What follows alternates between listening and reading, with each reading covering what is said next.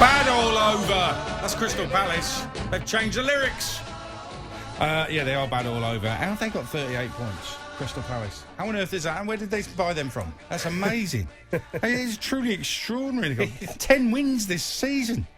Actually, let's go through those wins, shall we? Because they beat West Bromwich Albion 1-0 before West Brom got good. Were incredibly lucky to win at Brighton. Remember that game when they won at Brighton? Where they were utterly useless. And then Benteke volleyed one in late on. So incredibly fortunate there. Won at Newcastle, who doesn't. Beat Wolves, who've had a dodgy season. Sheffield United. Not many special teams that they have beaten.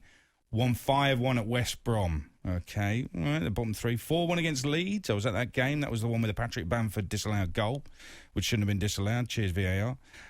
Palace won at Fulham as well and beat Southampton on day one. I was at that game. Well, there you go. The teams you've mentioned there, right, is exactly what they aim to do every single season. It's their own little mini league with those sorts of clubs, the Wolves, the Newcastles, the Brightons, the West Brom, the Fulhams, Leeds at this moment in time, Leeds' first season. But you only have to look at where they've been from 13 season, 14 season. They've got 11th, 10th. Since then, 15, 14, 11, 12, 14, and the 14th again this season. So every year, I think we should talk about this. It is just about survival. And they've found a way to survive now for so many years, money coming into the club, and it's more important than ever now with the last 12 months we've had, but they're staying in this year, no problem, and it'll probably be the same next season. So if Roy Hodgson is going to be a point where he's had enough of day-to-day management, and there's talk about him moving upstairs, they need a manager in that does exactly what he does.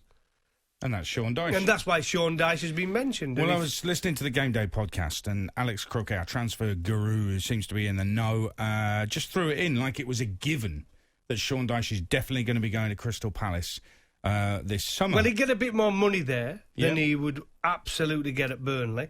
No, I'm not talking about wages. I mean investing in players. And he probably misses that, Shaun Dyche, but he just gets given what he gets. He has to bargain basement. I think at least he'd have a little bit more at Crystal Palace. And it could be a stage where they are going to lose their heart.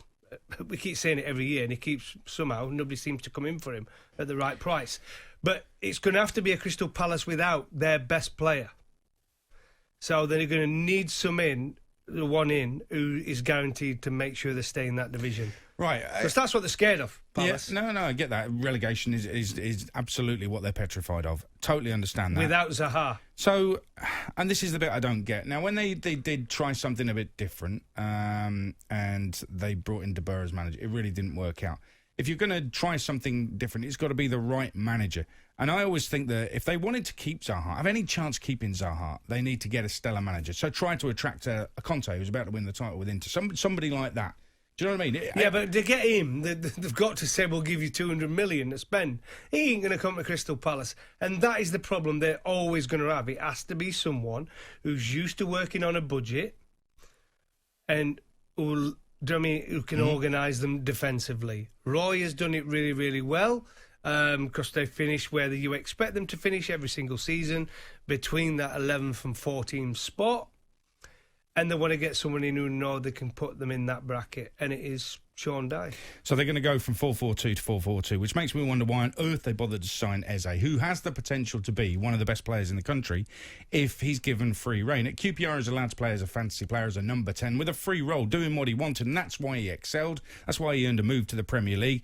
Now he's been shoved out on the left, which when he got the move, and I remember doing that first game of the season saying EZE could be a star, and he won't be if they just shove him out on the left in a 4-4-2. Because that's what happened when he was a youth player at Millwall. And he got released because it's not where he's going to show what he can do. So I was thinking, with Crystal Palace safe, they ain't going to go down this season. Surely now is the time to release the EZE. Okay, just go with something a bit different. You know, when Brendan Rodgers played two number 10s at Liverpool, Posh played with two number 10s. There's some fantasy players, Aston Villa, the way they play, the freedom some of their players have to play and express themselves, and they've got some good results with it. West Ham, some of the players that they've got allowed to express themselves, and look how well they're doing. James Maddison allowed to express himself at Leicester. Crystal Palace just don't really do that. To a certain extent they do with Zaha, but that's only because they want to keep hold of him.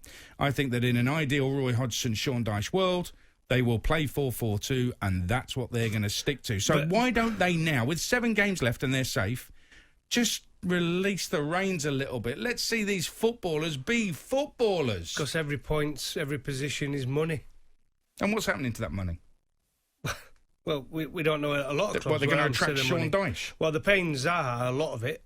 They're paying massive wages, don't they? For a club, he's at Crystal Palace, but he's getting paid like he's at Manchester United. Let's be honest about it, Ed. So they're looking after him. Auster would have had to lose him. And it is going to come to a point where they are going to lose him as a player. It's now or never, isn't it? He's too good for them, yeah. Yeah. So they're going to have to get someone in, and they have found a way in making sure they finish mid-table every single season. Why would they gamble on changing that to try and bring someone in who said, tell you what, just come in and let's play some beautiful football? Because if they get it wrong again, they might get relegated. And we've seen it's not easy to come back. It takes quality to come back. But do the fans not look at... Just hold on a second, because I understand what you're saying. There's a pragmatic side of it, but that's all they're looking at. They're not looking at another way, some really shrewd recruitment of players and coaches. They're not looking at Leicester and what they've done. They're not looking at West Ham and what they've done. They're not even looking at Leeds and what Leeds are doing. They're just thinking, we want to stay up. 4-4-2 is probably going to keep us up. They have played 16 home games in the Premier League this season. They've scored a goal a game. 16 goals. Apart from the bottom 3, the only one with fewer, Burnley, 13. It's like for like. I mean, how do Crystal Palace fans feel about it? If you take Zaha away and they just carry on with a 4-4-2, is it going to be worth even turning up to watch them? Really? Well, they should get a bit of money. For Zaha? Yeah. So they might be able to, with the new manager, it gives him a little bit of leeway to get in the players he wants. So he'll be signing Wood, McNeil and me, probably. They'll be at Crystal Palace next season. Maybe we're doing, or maybe I'm doing Sean Dyche a disservice. And I think in context, you know, keeping Burnley up with the limited transfer budget that he is given, you have to applaud what's going on there. I would ask questions of the club and say, well, yeah, they have bank accounts healthy, so why aren't they pumping more money and investing in the first team to give them a better chance of doing something maybe even a little bit special? I'd say Sean Dyche's record in the Cups is atrocious, but people would defend him because he focuses on staying in the Premier League, which is what the club want.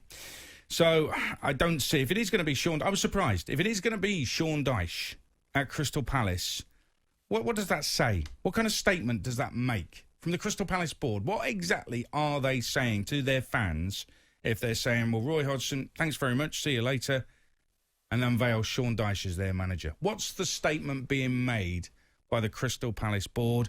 And are the Crystal Palace fans happy with that? There's some good players at Crystal Palace. They're just not allowed to play, in my opinion.